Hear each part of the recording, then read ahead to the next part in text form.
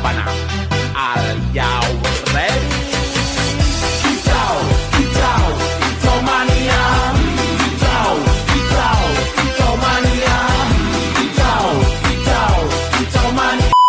Oh my god. Tapi bohong.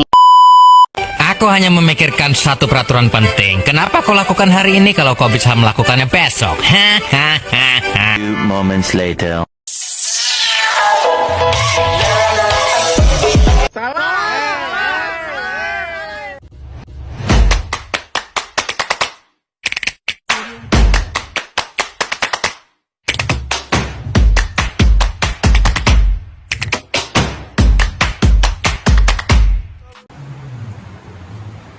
Selamat pagi anak-anak. Pagi. Nah, pagi ini kita akan belajar. Ada yang tahu kita belajar apa hari ini? Hari ini kita akan belajar mengenal rantai makanan. Nah, ayo. Ada yang tahu rantai makanan?